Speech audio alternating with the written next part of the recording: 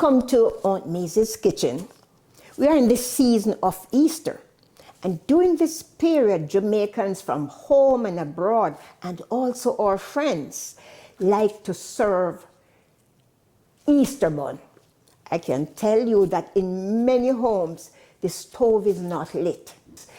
All that is served is slices of Easter bun with tasty cheese. That is a processed cheese. Today I'll share with you how to make a homemade Easter bun.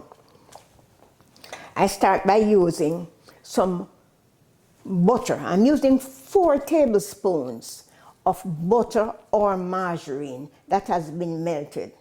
4 tablespoons, the same as 1/4 cup. Butter improves on the flavor and the texture and the palatability of the bun. We'll use a bottle of stout. We have heated the stout, so we are pouring. See the steam coming here, man? And we have the release of flavor. The stout, yes. 1 bottle of stout. We are using a cup of wine. So we add the wine to this. And if you don't have any wine, don't you worry. You could use a cup of water. We're adding vanilla. I'm adding a 1/2 tablespoon of browning. But guess what? If you would like to get your bun a little darker color, feel free to use like double the amount. So you could use a tablespoon of the browning. Get this out of the way. What else do I add here? I'm adding some lime juice. Not a must, but it gives a lovely flavor. And if you didn't have lime, you could use some orange juice. You could also use rind of the lime or of the orange. I'm using a tablespoon of jam. Didn't have jam, feel free. You could use some marmalade. The marmalade gives a nice little tang along with the sweetness. I'm adding 1 cup of dark sugar.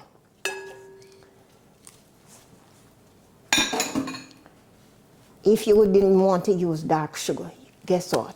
You could use some wet sugar. And wet sugar gives you a moist bun. And it never cracks on top.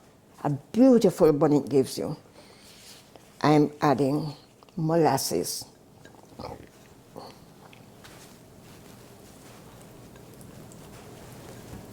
Scrape. And this is just about 1 tablespoon. Lastly, I am adding 1 beaten egg. I grew up in the old school, and teachers taught me that when you use eggs, you should remove the eye. Another name for the eye is the chalaza. But that is really optional.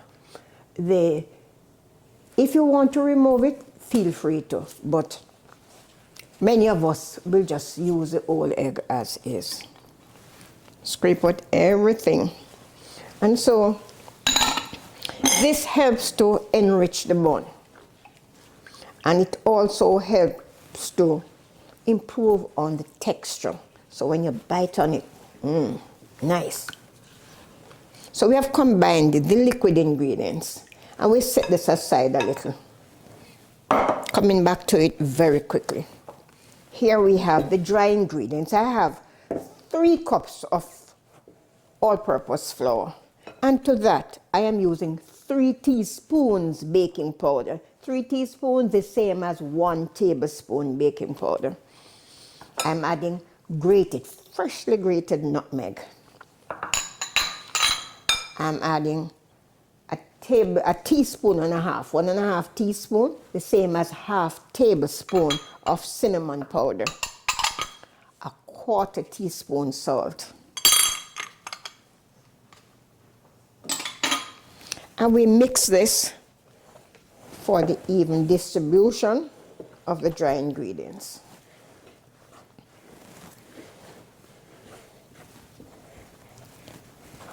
And the last set of mix, the fruits. Here we are using I'm using raisins, and we soak the raisins ahead of time. If you use the raisins, the dry raisins in the mixture, I tell you, you are going to end up with a bun that is dry. And that is an undesirable feature. So you must always soak the raisins in a little wine, or even maybe a quarter cup of water. And we will know that if the raisins were not soaked enough, because guess what? As you slice the bun, the raisins will just drop out. I have some mixed peel here. And this is one of the items you learn to make as a 4-H club member. So you could use, if you didn't have any, or didn't want to go buy, you could make at home. So you could use orange peel. You could actually rub the oranges on, say, a grater to get rid of that rind.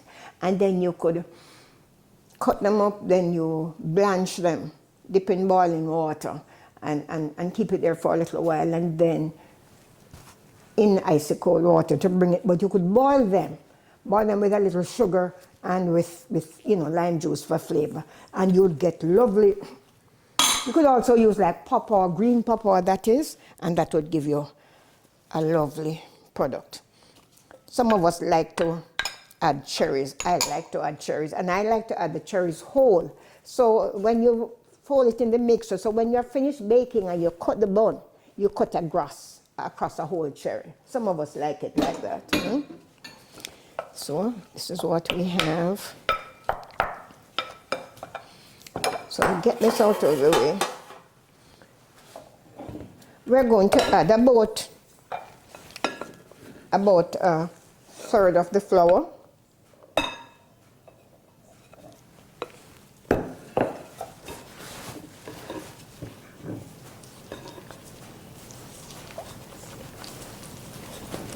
Then, and we fold it in. Then we add maybe a half of the fruits.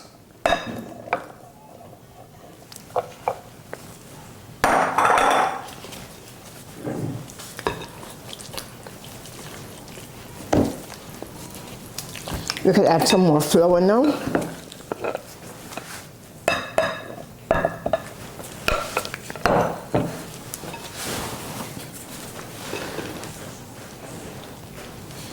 Cut and fold.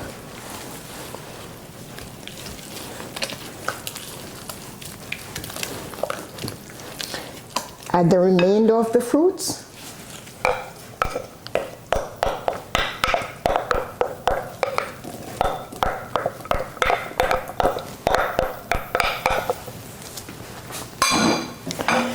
And the final portion of the flour.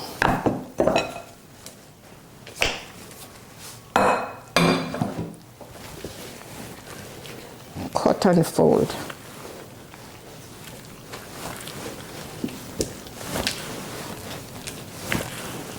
You want to make sure all the dry ingredients are evenly mixed in.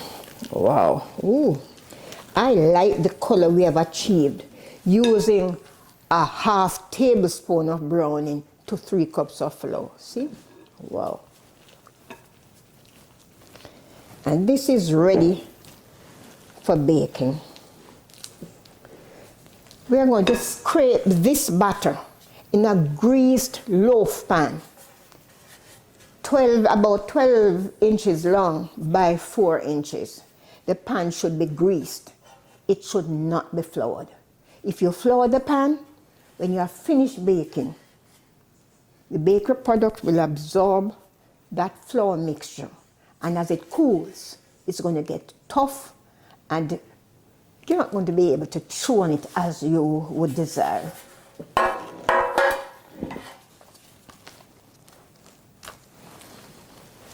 So we're going to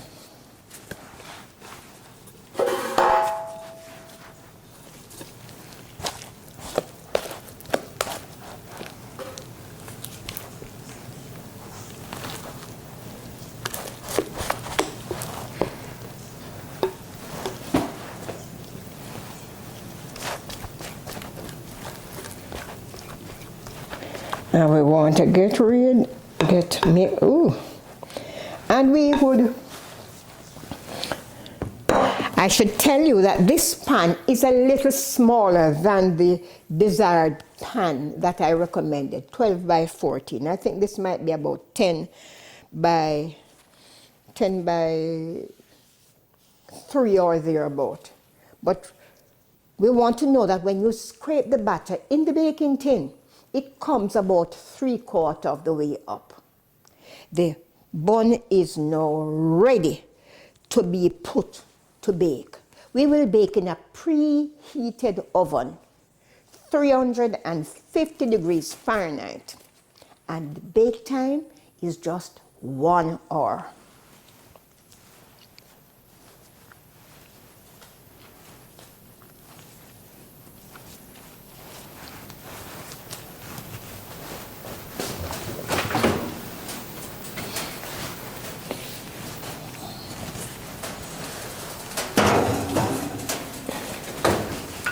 I should also tell you that I placed a pan of water in the oven. And we say that that controls oven temperature, it controls flash heat. And so sometimes, you know, the oven temperature is kind of irregular. That prevents all of this from happening. In 1 hour, the bun will be ready to be displayed. So while that is happening, I'm going to do the cleaning up. I went ahead, doubled the recipe, and baked 2 buns just for you. As soon as I was finished baking them, I glazed them with a little honey. I used a pastry brush and applied it. And it gives glazing creates a sheen and a nice succulence on the surface of the bun. These were allowed to cool. They were cooled on a cooling rack. But guess what? A cooling rack does not sit flat on the counter. It is about even 1/4 of an inch off the counter. So there's free air circulation. The buns are cool and ready to be sliced. Yes, I heard you saying it. Ready to be sliced. So I'm going to take one over here, and I'm going to, we want to do an evaluation, eh? We want to look at the texture of the bun.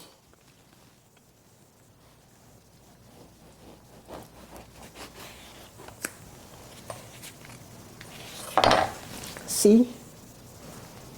Right.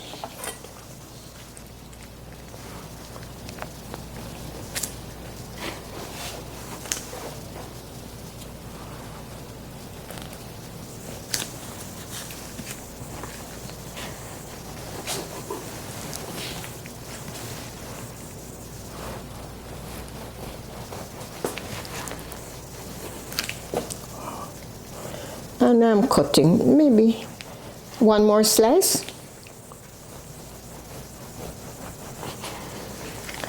I'll return this. We want to do a bun and cheese sandwich, eh? Right, so.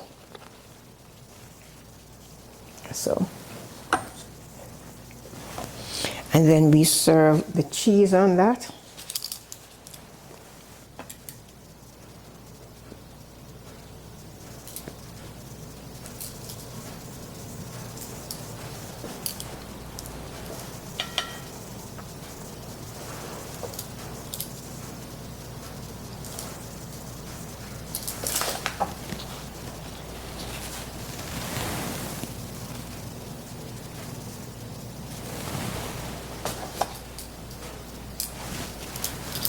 We could leave this to serve the others.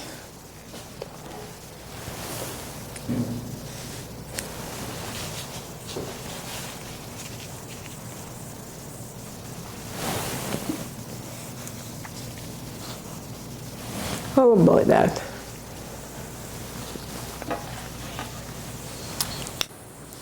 I hope we were able to share with you the techniques in making this homemade Easter bun.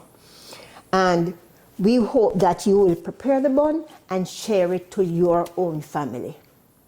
We invite you to like, share, comment, and subscribe to our program.